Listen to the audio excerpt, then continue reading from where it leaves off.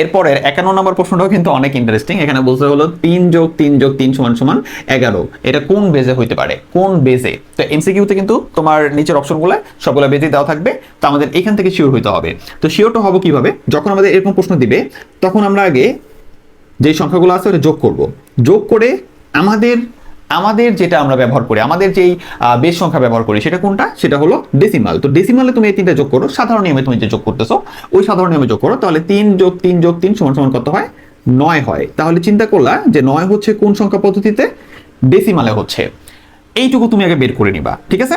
বের করার পরে এবার কাজ হলো এইটাকে আমরা অন্যান্য বেজে রূপান্তর করে দেখব যে কোন বেজে রূপান্তর করলে এই 9 এর জায়গায় তোমার 11 হবে, ঠিক আছে? মানে এই 9 এর মানটা অন্য কোন বেজে 11 সেটা আমরা বের করব।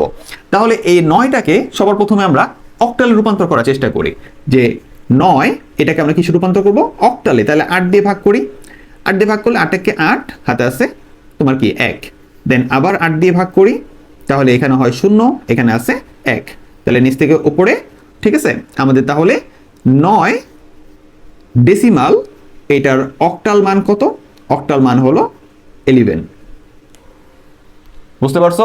তাহলে সহজ করে বললাম যে আমাদের এমন ইন্টারেস্টিং প্রশ্ন থাকলে সবার প্রথমে আমরা যেটা করব যে আমরা এইটাকে আমাদের নিজস্ব বেস যেটা আমরা সহজে যেটা কল্পনা করি বা আমরা সাধারণ দুনিয়া যেটা হিসাব করি সেটা আগে বের করলাম, যে আমাদের 3 যোগ 3 যোগ 3 এই সবগুলো যোগ করলে আমার হয় হলো 9। এই 9টা কোন বেজে হচ্ছে? সেটা হলো ডেসিমালে।